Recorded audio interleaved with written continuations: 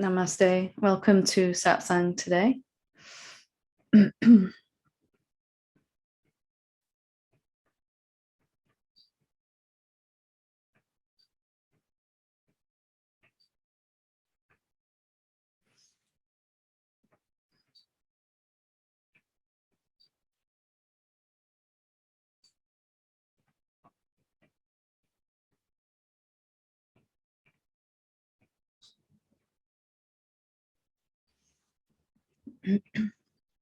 So I thought an appropriate theme for today would be to talk about allowing the expression of love, the love that we are, not for any particular reason, not because it's the 14th of February. It just seems to be, coincidentally, but it is an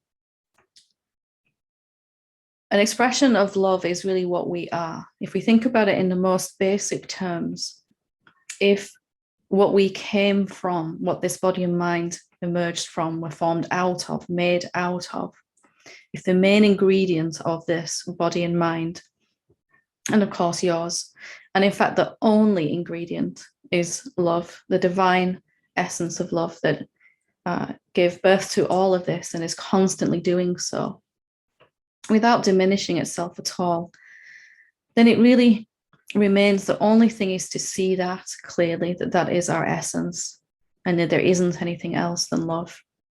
And how to then to look at how to allow that expression of love in an ever clearer way, which is really awakening authenticity in a nutshell.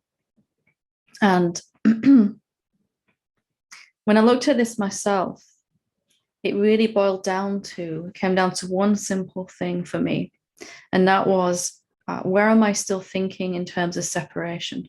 Where am I still seeing myself as separate to something or someone, or separate to the world in general, the whole world? And that might sound like a major thing to do, to have to kind of let go of all of our thoughts in terms of separation. It seems like there's an awful lot of them. And it's easy to feel that we can't achieve all of that if we look at it that way. But really, all we have is this moment right now. Are we expressing that love that we are? Or are we filtering it and diminishing it through thoughts, ideas that we're holding on to in this moment? And when I began to look at it that way, it became much simpler. What is separation, and how do we go about eliminating that? How do we surrender our thoughts and allow the loving presence that we are to radiate out? Is there something that we can do in this moment that's going to allow a fuller expression of who we are, which also has the added bonus of making us feel really good when we do that? And it also makes everyone around us feel really good when we allow the fullness of who we are to shine forth. And I just caution you against seeing it as an all or nothing. So every day you wake up, there's a chance to express what you are even clearer, even deeper, and that never stops, ever. So no matter how much we've seen that there is no separation, we can always see that clearer. And it doesn't become a hard work thing. Oh, I've got to keep on doing this for the rest of my life. It's more like every time I see myself clearer and more subtle, understandings come more subtle. The aha moments get subtler but more powerful. The body mind reflect that then out into the world. And we begin to experience abundance in all of its forms, in every way it can show up. How do we allow this love to be right now? What is the highest way that we can love right now? What is that? And how does that negate the urge to think of ourselves as a separate being? And it really comes down to a simple mechanism, if we're aware of it, that all the time when we're perceiving, right now, your eyes are perceiving, your ears are hearing, your sense of touch is active, and All of your senses are working right now effortlessly. And one of the highest ways to express the love that you are is to just allow the senses to function without conceptualizing going on as well. Most of us have got so used to that when we're perceiving something through our eyes, thinking about it at the same time, and when we hear a noise, hearing that noise through the familiar concepts that come with that. So we hear a sound, we know what that sound is, it's labeled, it's stamped, that is the sound of a car, or that is the sound of someone's voice, or that is the sound of thunder, or whatever it is, the sound. Similarly, when we're perceiving with our eyes, whatever our eyes are seeing, it's stamped with a label, a name. And then all of our memories, all of our knowledge, all of our everything that we've acquired and accumulated are added to that. So everything I know about this person is offered forth when my eyes see this person. And that really makes us feel separate to that other being. It also makes us incapable of actually experiencing that other being in this moment, because I'm experiencing my thoughts about that being, my history with that being, my history with similar people, everything that seems relevant to me in this moment, to my mind rather, is going to be offered forth as knowledge useful for this particular encounter. And one of the simplest ways to be this love that we are is to forget what we think we know, or temporarily put aside what we think we know about anything or anyone. And mind will say that this is something that you can't really do in a permanent way, that you can't really function as a human being in the world today, in society, without your bag full of knowledge that you've got. So if you didn't think about something when you were experiencing it, you wouldn't be able to go through that experience, mind says. But is that actually so? Is that really what's true? And can we disprove that? That it's possible, and in fact, the natural state of all human beings is to be empty of concepts while we're perceiving with our senses, just empty, just here and experiencing right now in this moment. And that in fact, what we do as human beings, constantly conceptualizing about something, rehashing old memories while we're experiencing, is an abnormal state of consciousness.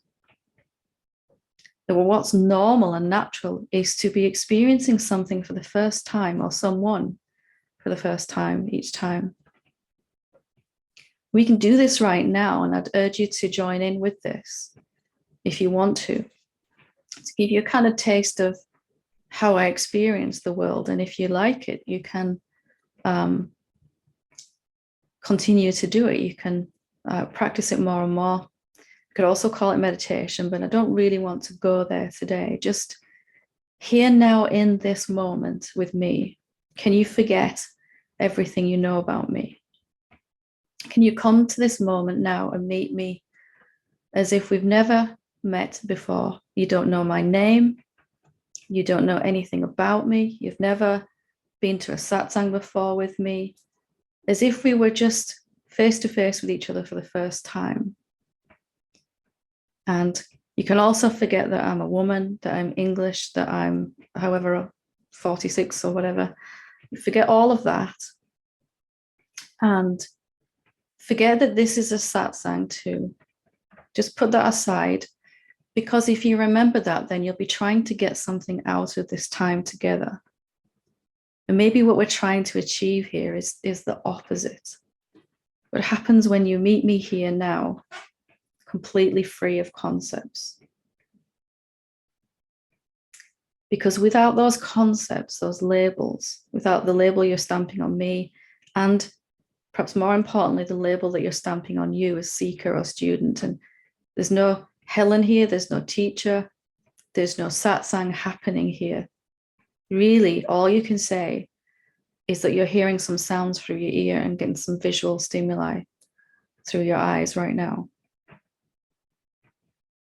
Forgetting what you know about you Forget that you're a seeker, or that you've found, or whatever it is that you're telling yourself right now, that this is a satsang. We can forget that. That there's something you need to understand to be free. Let's forget that too. And if you can, just forget everything temporarily that you know about spirituality, about awakening, all your previous practice, everything you've ever done to try to wake up, every insight you've ever had. Just be blank here now, just meeting each other here and now. And that's all we can say for certainty. There's a meeting going on between two bodies, you and me. And then we'll forget the you and me, just completely forgetting that. So we're meeting with no history and no future anticipation of what we might get out of this and how that'll impact us in the future. As if you couldn't remember the names for anything, just can't remember the names for anything at all. Can't remember my name. Can't remember anything you know about me. Can't remember the style that I teach in or anything like that. You can't remember the favorite things I've said or anything. It's just all gone temporarily in this moment. Do the same for yourself as well. Forget everything as much as you can. And I'm not saying you have to clear out your consciousness. I'm just saying don't hold on to any idea that's floating around. Just let it float around and see how you feel when you do that. The highest expression of love is to let go of separation thinking. And how do we keep this sense of separation going? It's by remembering, coming to each moment and adding our concepts to it. We think what we're thinking is what's actually occurring, and actually there's something different here right now we can experience. Just the presence here, you and me, without the you and me. Where it doesn't have to take any shape at all. Where whatever your eyes fall upon is just what you're experiencing. And there's no interpretation going on in this moment, no comparison of how far you are in this moment in your awakening compared to last satsang and all of that. Just let that go for a moment. And your body's still functioning, your heart's still beating, your ears are still hearing, you're still understanding these words. You don't really need to be conceptualizing, carrying this heavy bag of concepts around with you in order to understand everything. That's just happening spontaneously. You don't need any effort to understand the sentence I've just said, do you? You just know what it means, just like that. And anything else as well, any desire to live as the awakened state, just put that aside for now. And meeting me here, empty. Empty just means that you're not holding on to anything. This is the fullest expression. The best way you can love me is to meet me without thinking about me, without remembering me, without anticipating me. And I'll do the same for you. I don't know anything about you at all. Even if we spoke on the last satsang, and we spoke on every satsang, and I've met you many times physically, or I haven't met you at all, I'm approaching this in every moment with the same kind of openness. Just recognizing how that feels in your body, just checking out how your body feels when you don't know anything about anything right now, when you're not referencing anything to understand what's going on. Do you even need to understand right now? I used to think that awakening was going to be at the end of a final understanding, and then I'd be free. And I realized the freedom is in just being like this more and more until it's constant and effortless. It becomes constant and effortless and continuous, just being empty, simply by being this love that doesn't know anything and wants to discover in this moment what it actually is. Right now, this moment is this, isn't it? Right? It's appearing as this, these words, this situation, all of this. The next moment, it will be different. But actually discovering it here now in this moment, begin to have the same experience I'm having. And the only difference perhaps is that it's continuous and effortless here. And that is the natural state of a human being. We've just got so used to coming with our ideas, what we think we know, and adding them to the experience so that we don't even think they're separable, but we can just experience, just experiencing with me here. Maybe that is the goal. Experiencing reality as it actually is. And if there's thoughts floating around as part of that reality, it's okay. We only begin to suffer when we hold on to those thoughts. Because if you don't think about me right now, and you just experience me right now, you won't feel separate to me. You also won't feel joined or merged with me. You'll just feel peaceful. And there's no idea of two. All that remains is the one, showing up as your body and my body, and all of this.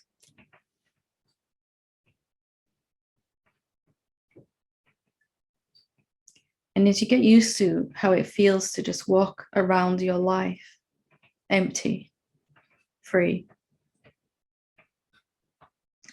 you still have your bag of concepts that you can use. But naturally, you return back to the emptiness spontaneously, out of habit. And there is this deep richness, this deep intimacy that's possible with all of life like this, where you love someone so much that you don't want to experience your thoughts about them. You want to experience them. Where you love life so much that you want to experience it in its fullness, its richness, and not so much your thoughts about what's happening. And when you love yourself so much that you forget everything you can about yourself, especially that you're awakened or unawakened, or worthy or unworthy, or ready or not ready, or ripe or not, or whatever we're telling ourselves as seekers. And this is the highest surrender, the highest renunciation, the highest expression of love, where they all meet. Those words mean the same thing. Surrender really comes from, the root of it means to give back. What else can you give back right now? Can you feel the sense of just being unburdened, liberated right now when you don't know anything? And really, it's where we all started from. We just added this heavy bag of concepts that we've got to carry around with us, or we think we do. And it's not really true at all that you can't go through life like this continuously, watching your body spontaneously function and do all the things it needs to do. It's quite capable of doing all the things it needs to do all by itself. It's wonderfully intelligent because it is this divine love. And there's nothing kinder for our bodies than to experience life from this emptiness. Our bodies constantly having to live with, deal with, experience the vibration of the thoughts that we're holding on to. And when you get a taste for how it feels in the body to be like this, to not know anything, then we recognize that we can consciously choose to not know anything in this moment. examining what we thought we're coming to a situation with. What's it like to have a conversation with someone when you don't know anything about that person? Is it really adding to the conversation to come with your history? Or is it actually detracting from what's possible? Is it limiting what's possible to experience?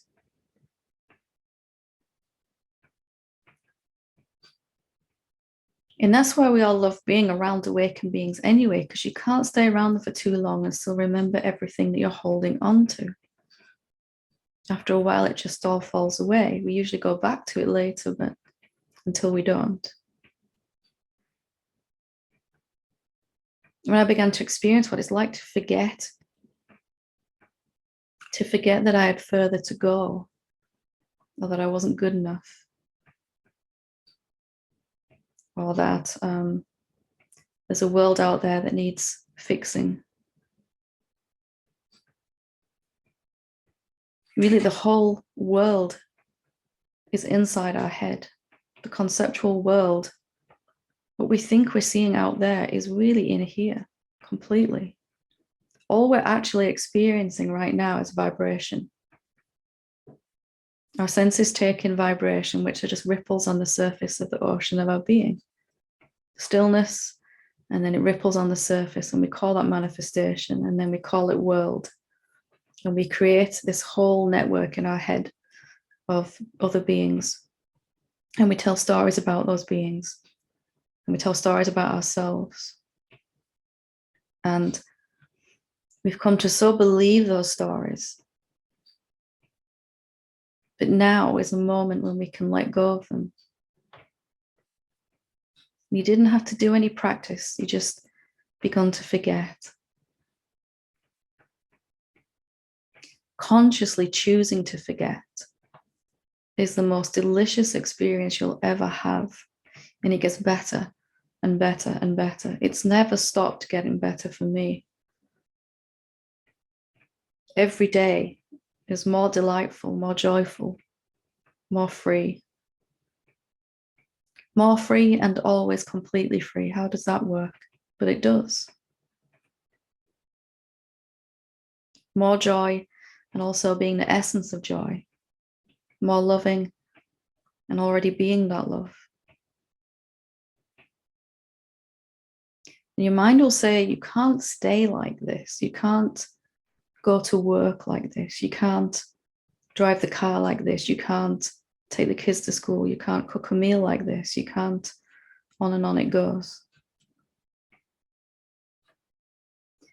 So I'm just reminding you that this is your natural state. This is simply returning to factory settings, to the default, and releasing this abnormal state, contracted state, imaginary state of separation. It's never been true. Just because the rest of the world agrees with us that it's true doesn't mean it ever was.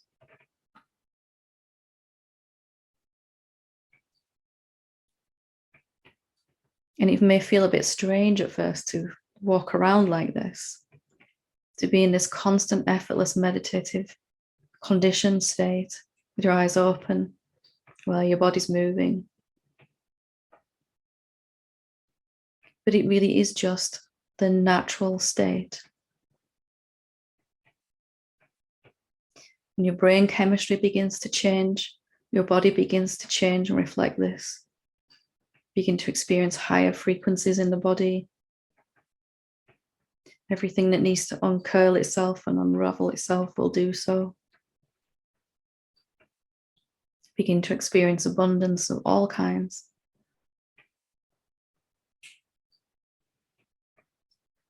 There's not this actual final moment where you let go. It's just really, are you surrendered in this moment? Are you free right now? And will you be like that still in an hour from now? And if you're not, it's okay. You can just drop it again.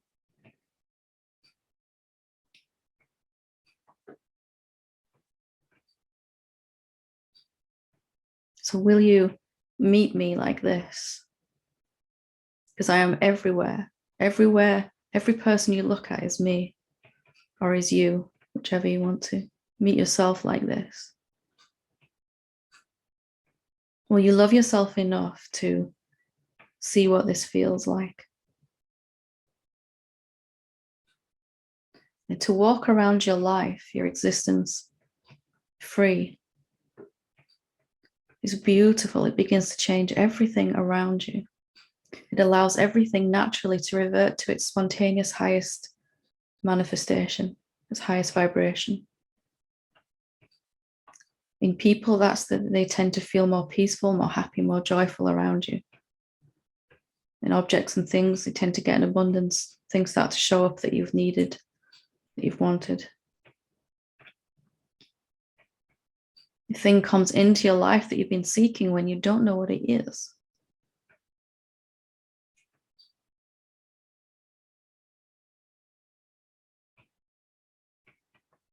We're not letting go of anything valuable here.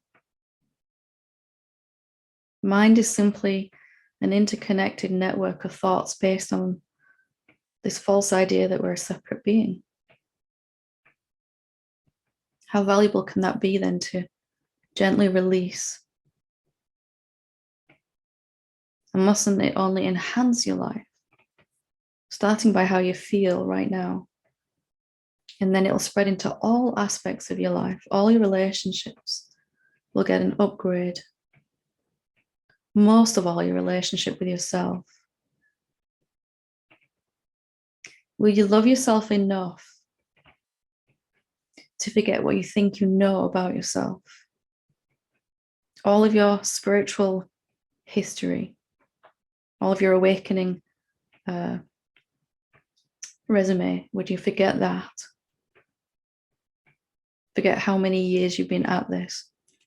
Forget how long your awakening's been going on, what stage you think you're at, and how much further you think you have to go. I don't have any of that I'm holding on to. When I look at you, I don't see a work in progress. I see a beautiful mystery, spectacular mystery, expressing itself as a human being.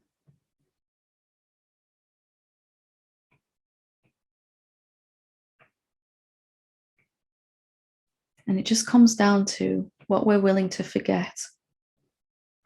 You can choose to forget. Just by coming to an experience, and any experience that you have, you can do it throughout the rest of the day. Any encounter that you have, anything that you're watching on the TV, just forgetting what you think you know about it. What do I think I know about this situation? About myself, about this other being? What do I think I know about awakening?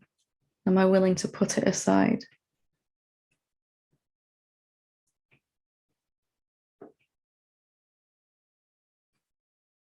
Awakening isn't really some kind of final knowledge that gives you the key to everything, some final understanding.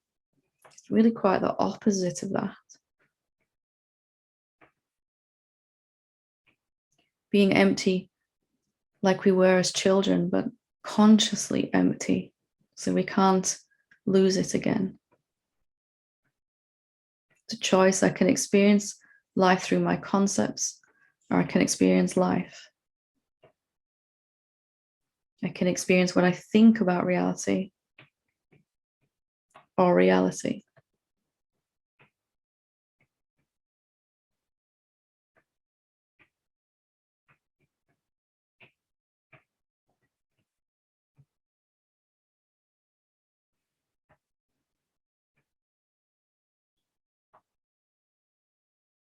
This is love in action. This is you being this love right now.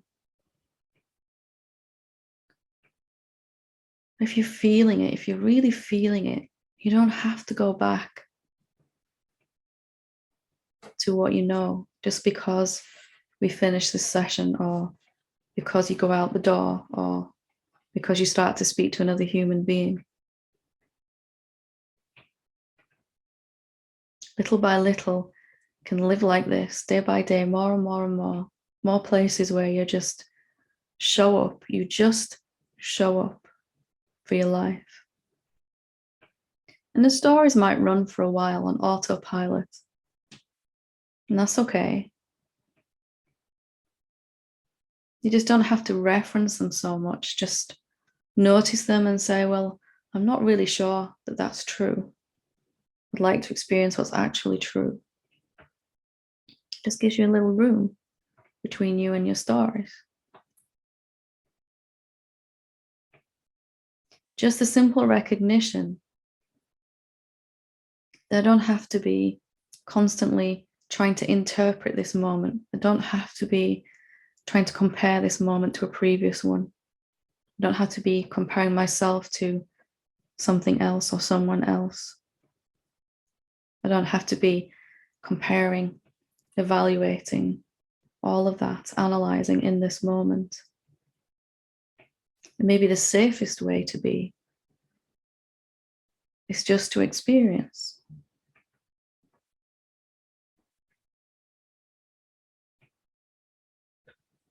Just take a moment just to feel what it feels like to just experience.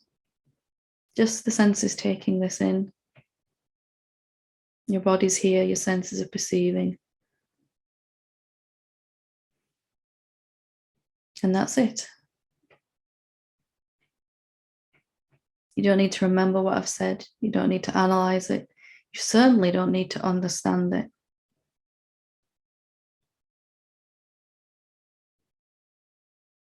I haven't ever said anything that anyone needs to understand.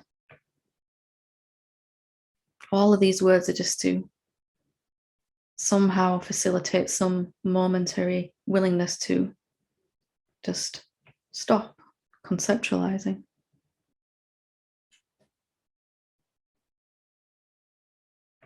And getting a taste of how it feels to just be like this. And of course we want this, and we want this more, and we want this all the time, and we want this effortlessly. And just moment by moment, applying this, forgetting to a different part of our lives we haven't applied it to yet. Until you fall in love with it so completely that you never want to know anything about anything ever again. That doesn't mean you can't read a book or watch a movie or discuss with concepts. But you're doing that because it's fun and for no other reason.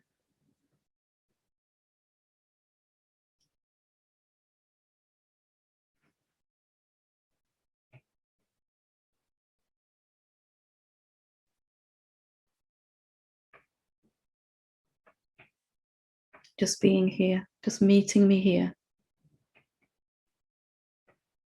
Forgetting me and you. Forgetting teacher and student. Meeting as not even equals, because that is too. Just meeting.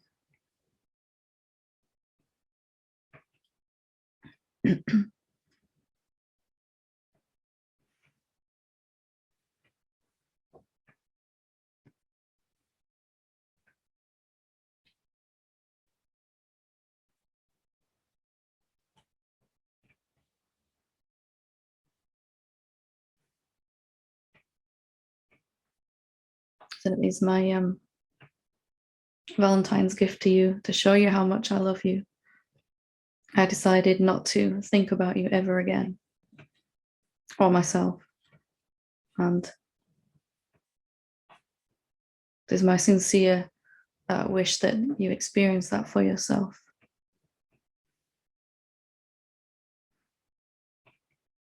Okay.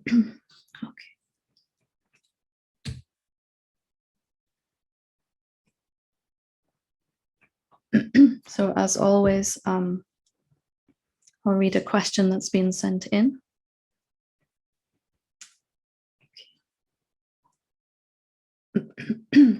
So this one says, hi, Helen. I've been grappling with the idea of confidence. Lately, I have been feeling any form of confidence we assume on our part appears to stem from the ego self.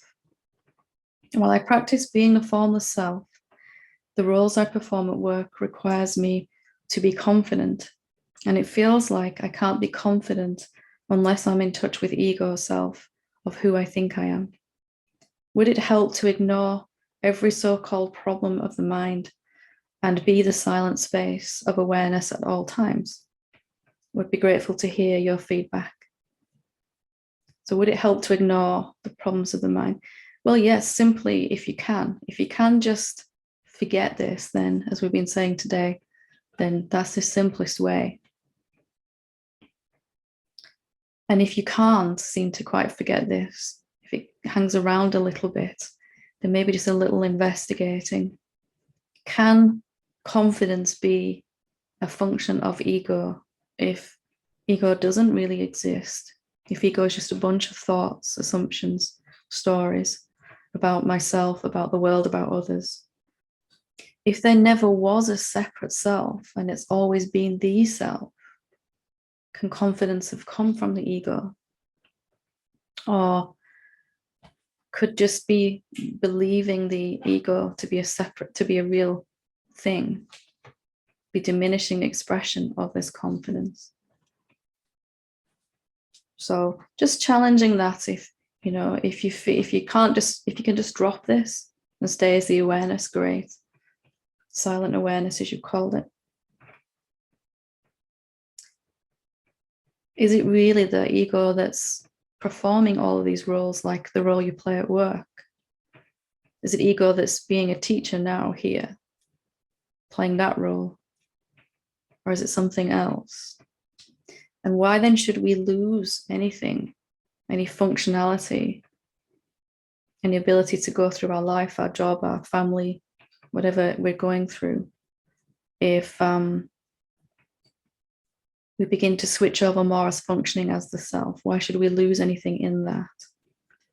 Switching over functioning is not switching. We're not actually switching from ego to self. We're just realizing there never was an ego, a separate sense of self, which simply allows that which is always here to shine forth more clearly. So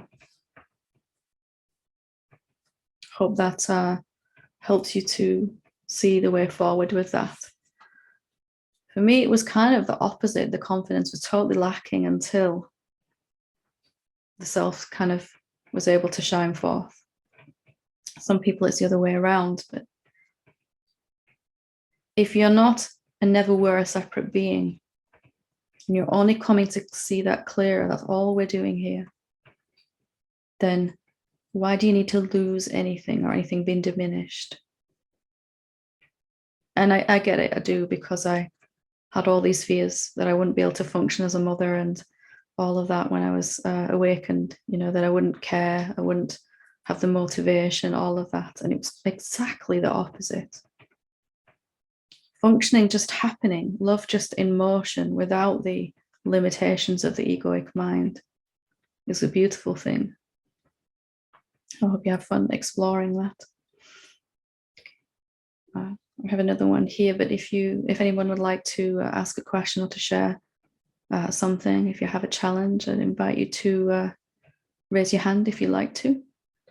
We have time for a couple of questions or sharings.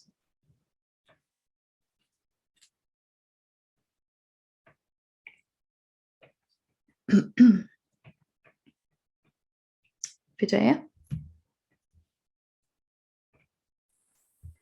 Yeah, hi Helen. Hi. Thank you for that, because I'd been sort of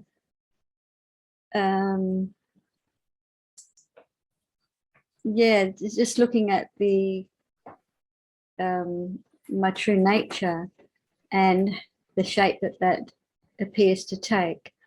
But what you were talking about was really just surrendering all that as well.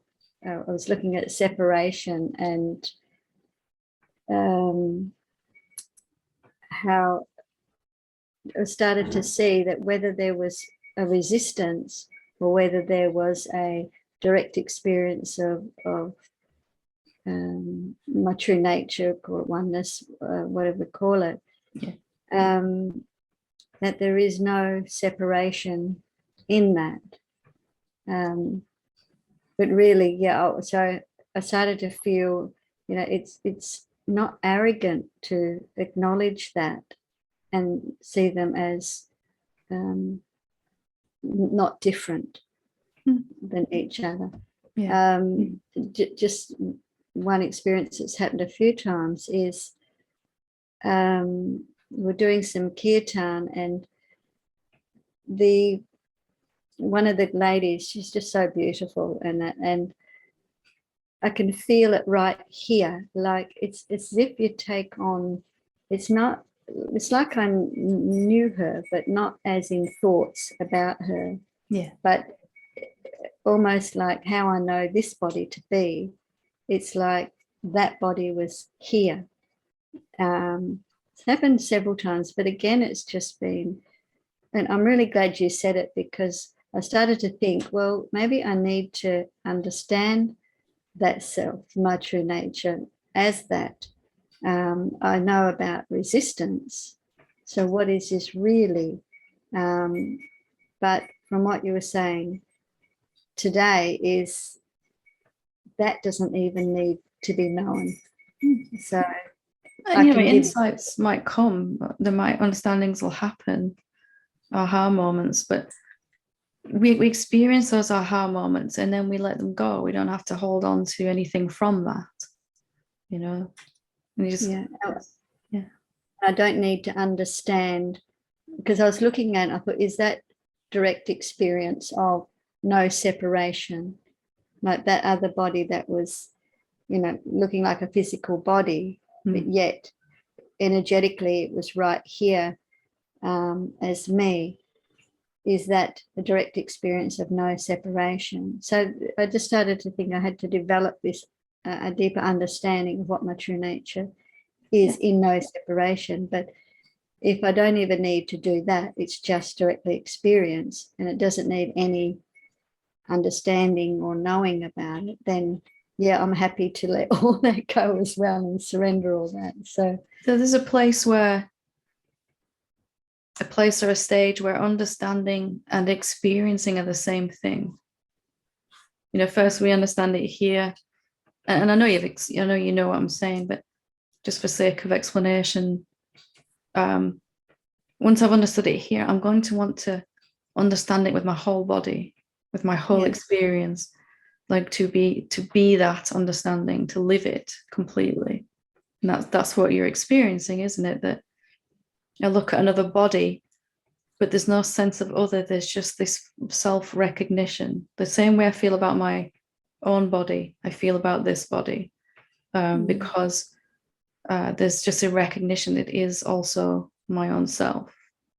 And it's not a thought here, it's just total discarding of all my boundaries and ways that I protect myself in that moment, isn't it? All my little subtle ways of doing that. It's like I don't need those anymore. They were useful for a while, but not now. Yeah. Oh, that's really great. Thank you so much. Just the understanding and being is the same. So thank you so much, Helen, and appreciate again and again the Dissolving the Ego course, because it just brings all those together, and I'm so grateful for having the opportunity to keep using those tools to just for that recognition takes me deeper, or not even deeper, just clearer seeing.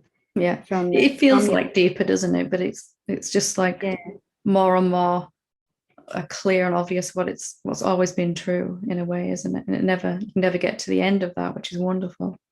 Yeah, and I find with the sanghas and reading your books, and you know, your words just really do penetrate, you know, and a clearer seeing.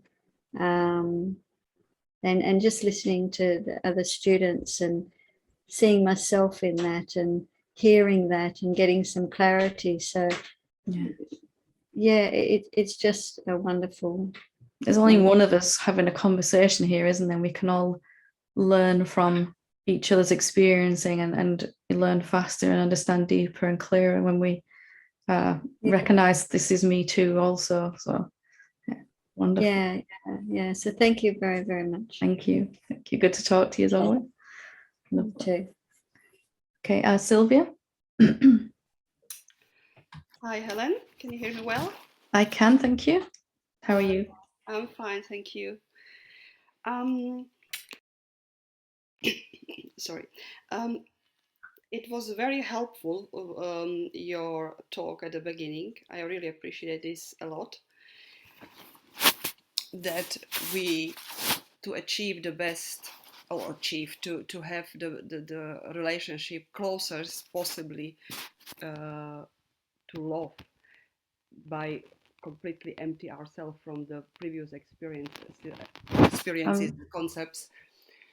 And I'm at the moment I am dealing with some issue that require interaction with a person, and this I can apply. I can see I have done this already in the past, and it's good that I have. While you were talking, I was really practicing it. Yeah. But my question is now. It is beautifully to see it, how it works when I'm talking to you, or even strangers, or somebody who is kind of like open.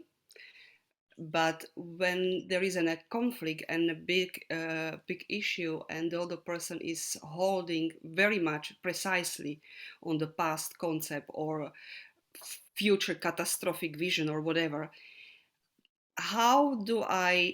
can you give me some tips how to stay in this emptiness and not to get pulled into that? But what is importantly, at the same time, I have to find a way. We have to come to the consensus with this other person. Okay, so whenever you're experiencing someone with a very what's the word? Whenever someone seems to have a very rigid point of view about something and won't bend on that, and you've got to somehow kind of resolve that. And this person set this way, and you would like a resolution to it. Yes. Then the only thing you can do in any moment really is to look at what ideas you're holding on to about that being, and what ideas you're holding on to about yourself. So firstly, just to check, am I meeting this person fresh this time? Am I meeting this person as if it's the first time? Can I forget, if I'm walking into this meeting with this person with all the memories of last time we met and what it went like last time and how they were last time, I'm just going to get a rerun of the same thing again. And so if I can come into this moment empty, as empty as I can be, because that's all we can ever manage, isn't it? Yes, absolutely. And checking your ideas that I should be able to be more empty, with this, I should be able to let all ideas go. It is an idea that costs us a lot in terms of a sense of suffering. So if you've let go as much as you can in this moment, and then just noticing if you start to form ideas about that person as they're talking, you might not notice it here, but you might begin to feel a defensiveness in the body, a contraction, as the ideas are starting to be believed inside you that they're never going to change their mind. I'm never going to be able to get them to see it how I would like them to see it, or, whatever ideas we're holding on to, the body will begin to tell you. So when you're in that situation, you can probably remember that the body starts to feel contracted. Absolutely. So that's always from some idea we're holding on to. It's never from what's happening externally, because what's happening externally with the other being is a reflection of how we're feeling in here. So for some beings, I can walk into a meeting with them and just stay empty, and it's wonderful and it's blissful, and we have the most conscious conversation. Other beings, as I was practicing this, I might have to, as often as I can, silently while they're talking, I'm reminding myself, just open, open, open, open, just forget. And I can just check in with my body every now and again. And if it's tight, or if there's any kind of sense of defensiveness or contraction, I can just make a conscious recognition of that and go, I'm just going to drop whatever defenses are building here. Some people are very good teachers for us in this area, aren't they? Oh, yes. And it's okay, isn't it, if I still want to hold on to my ideas a bit more with this person than I do that person. We don't have to blame ourselves for that. I think I am, this is one of my vasanas, because this person is in my life for a long time. Mm-hmm. And it's it's impossible not to react or be in interaction. Yeah. And what I have also noticed, that when you just was talking now, I had my aha moment, that even if I come fresh and try to really drop all the past or building future ideas, how it will end up completely empty, and then when the person try to give me some suggestion that has been jeopardized in past times so many times, mm-hmm. my mind immediately jump, I can't agree with that. Yeah. But at the same time, it's very difficult to find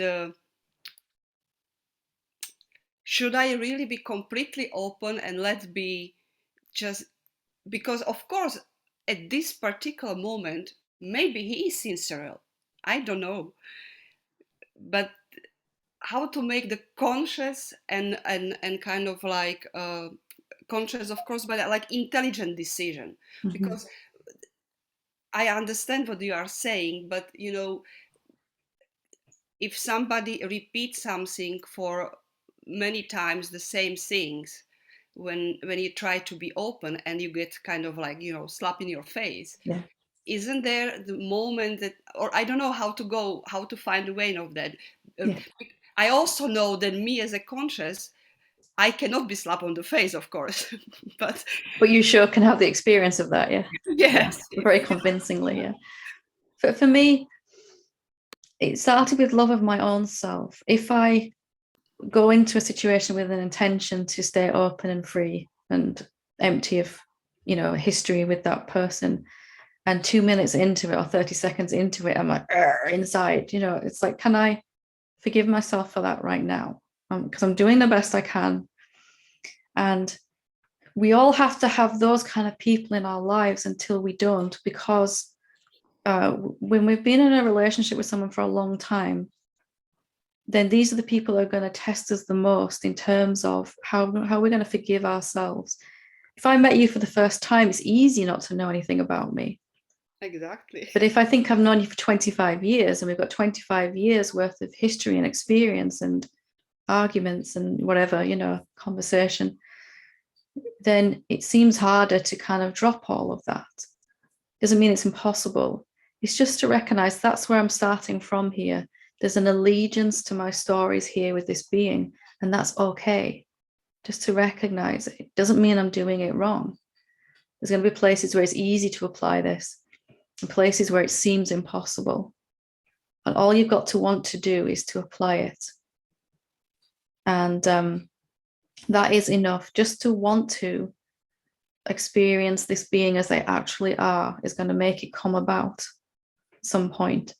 For me, sitting on my own when I wasn't with this person, well, there were several of these people in my life, but actually just asking myself, do I really know them at all? Have I ever met them? Mm-hmm. Have I ever really met them actually? And then when I was with them, silently kind of asking, what is this person? What actually are they? As much as I could remember, just began to undo undo it. It doesn't matter from the self's perspective whether you apply this effortlessly, successfully the very next time you see this person, or whether it takes 5 years to fully master it in this one relationship. To the self, it doesn't matter, does it? It's not going, okay, you need to have this sorted right now. This is what I'm talking about, self-love. Yes, yes. I think what you said also was resonating in me, that if I feel contraction in the body, it's because I'm holding on some belief. So maybe the fact that there is at this moment is presented some idea, and it's the same one that was, that I was taken advantage of for so many times in the past. It's mean that I am holding of the idea that I am going to be taking of advantages again. Yeah. And really, I had to finally admit my own arrogance that nothing I think about anyone is true at all. I've been so caught up in my ideas about people, actually thinking that what I thought about this being is what's actually true. And I don't know what's going on in their head. I don't know what's going on in their life. And as the self, I don't know them at all because of this beautiful mystery. Even on a human level, that person would have a conversation with someone else, they'd have a completely different opinion of them than I do about that person, So just really coming to understand that really helped me to kind of energetically break this habit. But it took as long as it took with certain beings. And as the moment I began to accept that, you can do it effortlessly with me, probably, right? Right now, you've got no ideas about me. And you feel very different when you're talking to me than you do this other person. So it's not like all or nothing. There'll be places where you're already applying this, places where it takes a little longer. And it's okay, isn't it? Yes. It'd be nice if it went. And of course, we want it to go. But we don't have to beat ourselves up that it's still happening. Holding ourselves to this imaginary standard in our mind, that gives us so much suffering. I was doing yesterday a releasing on this topic, and what you just said, that I noticed that emotion or the feeling afterwards that was so pronounced was humility. I just feel like I was kind of like that it was, even that I try to, the best from the point of view of the level of my conscious at the current situation, there was still playing a certain role in arrogance and pride. Yeah. So I think this went out or was released. And I also, having this person in a life for such a long time, the situation has improved because instead of him, I am now more and more in a contact with assistant or somebody else. Yeah. So as soon as we do have interaction, it's exactly the same. And then don't mistake, you can come to a meeting with someone free and empty, like we've been talking about, but you might not ever feel a resonance with that being. That being might not ever be someone that you would choose to spend time with if you had a choice. Doesn't mean that you don't like them. You just feel there's no resonance here, and that's okay. It doesn't mean you have to like them. There's a difference, right? Definitely. Yeah. But there has to be some kind of like openness or willingness to come to some agreement, whatever it will be. Yeah. Just like, decency and looking for the best interest of all involved. Absolutely. Just, giving yourself a break, applying it the best you can. And just as often as you can remember, however often that is, if you're with this person for 5 minutes or 5 hours, just checking in when you remember, feeling your body. How is it feeling? Can you relax and let go a bit more? Just a very simple thing like that. And always interact. Whenever there is interaction, whether it's with the phone, email, or whatsoever, always be fresh. Do not hook on the past or the future. And when you walk out the door after you've finished with them, forget it. I mean, obviously take what you need to, if you need to do a task or something, don't forget that, but forget it as best you can. It went how it went, and there's nothing you could have done about it. It went as good as you could have done, and that's all there is to be said about it. It was very helpful. Thank you Good. very much. Thank you. Good to talk to you. Okay, so Sarah, is it? And then we'll take Sarah and then we'll leave it for today. Hi, Helen. Hi, how are you doing? Okay, I think just at the end when you talk about forgiving yourself kind of answers, I mean, it seems like that's listening to Sylvia talk about an interaction and we've been working this weekend and I had a challenge. It was a challenging day, the last day yesterday, and an interaction happened. And I was aware in the space of my being, the spaciousness, but within that spaciousness, there's such a contraction. It's like this going through me, and it's here pretty much so much of my time. It's here, and so I was aware there was this interaction. I could feel the contraction, and yet I couldn't. And I was aware that I didn't know this person from Adam. Yeah. You know, we'd been working in the space, but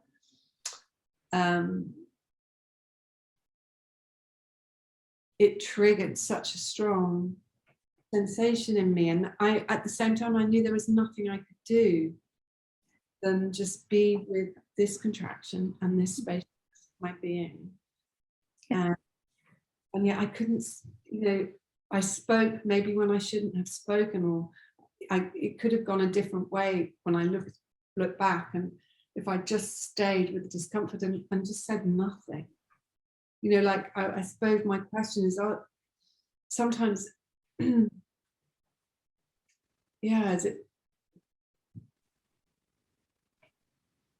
when you said the word, Sylvia, and you relax the muscles, I think I can't just relax. It's here. I can't. It seems like I can't. It just doesn't relax because I see it. It stays there. Yeah. With it. And it's almost like there's nothing I can do. And then all I can do at the end is forgive myself. And that's okay, isn't it? That is okay. And what your perspective on that interaction, if I could speak to the other person involved and get their perspective on it, they'd probably said, you know what, she's a really nice person and I got a lot out of it and it went really well. You know, it's probably completely different to, you know, two people's perspective on it. What you thought happened yesterday might be completely different to what they think. But if you recognize this contraction, for me, there was like, what it all boiled down to was this kind of gut clench going on inside the body. Whenever I interacted with anyone, it's more pronounced in certain relationships where there was more seemingly riding on it. So an authority figure or someone I was responsible for, like one of my children, or someone that seemed to have some power over me. There was this automatic tension, this ball of tension, this kind of contraction that just happened. And I recognized, I began to get quite curious about what it actually is going on there. And it really came down to this kind of defensiveness in me, trying to make sure I got this moment right. You know, something like that, right? Trying to make sure I came out of this moment getting what I needed. So if that person's an authority figure, getting them to like me so that things go better for me, and it's a very simplistic thing, isn't it? But it's the core of our egoic sense of self. Like, if this person is important to me and there's a lot riding on it, this contraction will be even stronger. If it's just a random stranger in the street and I'm smiling, saying hello, it's hardly noticeable because it doesn't really matter. So just getting curious about what is this tension about? It's okay if it doesn't want to go yet, but what is it actually about? Can I look at it with a bit of loving introspection? I'm doing that, you know, I'm doing that all of the time. You know, I've worked with you on the body and I said, coming to sensations, and what do you want to show me? Yeah.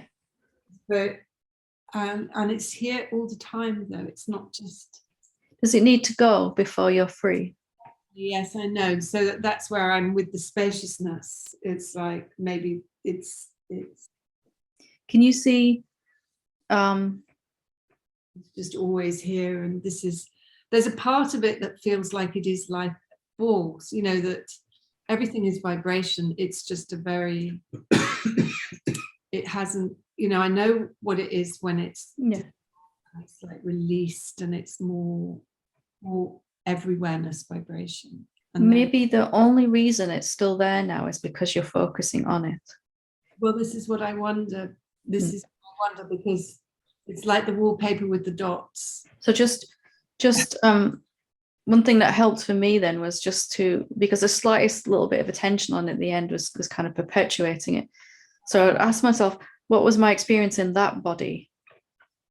And what was my experience in that? If I'm in a room with 10 beings and I'm feeling this contraction, and I've looked at it every which way I can, and it's almost become a fixation and obsession in itself, trying to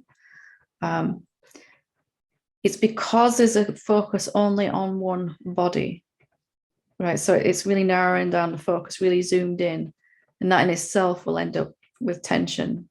That's also the root underneath of any contraction. So an antidote to that, or kind of the opposite, is to kind of focus on another body for a while. How is that body feeling? And you don't have to ask someone that. You can just it's just a way to kind of remember, I am also that person, and this person, and that person, and that person.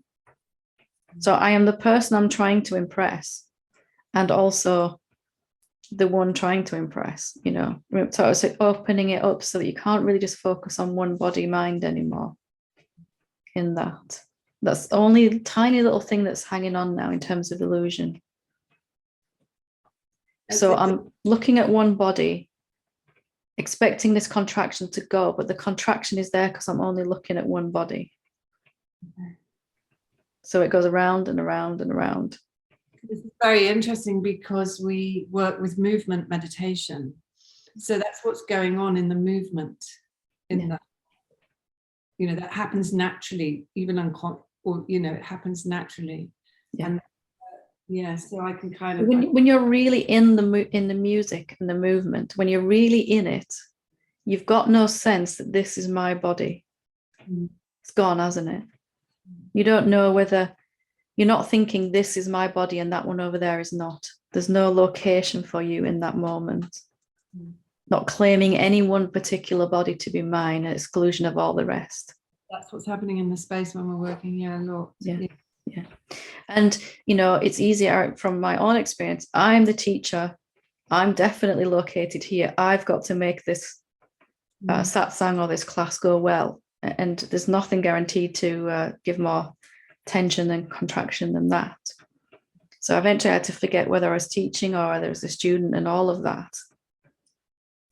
And let the body do the teaching. The body plays the role of teacher. And I don't have to get involved in that. It just happens.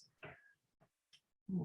And it's just a slight little thing there, isn't it? But just the narrowing down of focus begins to hurt. So I'm zoomed into one object, one body.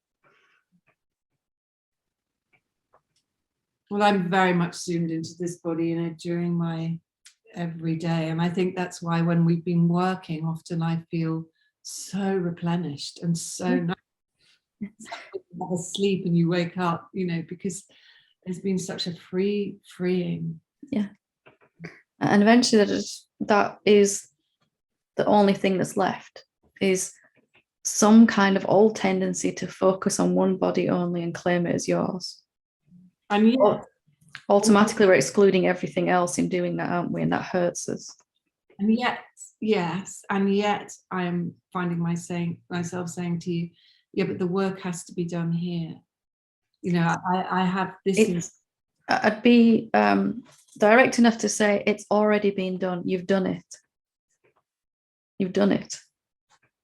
Now the idea that you've got some work to do is getting in the way. Okay. All right. And of course we need that kind of sense of, okay, I need to meditate. I need to, when we start on the journey, but eventually it just gets in the way. Like, what is life just wanting to show up as There's this body right now. What is this class going to look like that I'm walking into, that my body's running? I've got no idea. It just looks like whatever it, and there's a freedom in that, isn't there? Real spontaneity. Teacher or facilitator or whatever we're calling that, it just has this kind of heavy label that we hold on to for a while, because we have a sense of responsibility for other beings to make sure they get the most out of it and everything. And I had that completely, and it caused me so many problems. I had to let that go. Now I just show up at 11 o'clock and see what happens, right? It took some practice though, you know. It's practice to just kind of take a breath before you walk into a room with the other beings and forget what you think you know in that moment. You've got to make sure they get their money's worth or run it well and all of that stuff. Just old ideas, but you don't need to improve upon something that's already perfect. You can't, can you? You can't do that. And just to really let that in. What's my life look like when I'm not a self-improvement project? What does my work look like? What does my relationships look like? What are my friendships like? What does my body feel like when I'm just showing up here? Yeah. Of course, you held on to that in this area because you want to help people, of course. Of course. And the best way to do that is by, you know, being the best version of you. But it's actually you're trying to be the best version of you that's diminishing it now. Yeah. We just, I've been there. I get it completely. We go around and around, you know, so. Yeah. just try just showing up and see what happens when you just show up. Best you can. And you know, I do experience that, but then something happens that brings me right back into this, you know, that's great when it's all, and then something happens. It's a very matter-of-fact attitude. If my body's tightened up again, I don't need to do anything about that. I didn't do anything to cause it. Don't have to do anything to get rid of it. Just relax spiritually, maybe not physically, but relax as much as I can spiritually. It will go when it goes. There's nothing you can do to get rid of it. There's nothing you did to bring it, even. Thank you. Thank you. Love from Budapest. Oh, enjoy. I've been there in a while. Lovely. Okay, so that's a good place to leave it for today. Thank you very much for all your wonderful interactions and questions. Thank you. Namaste.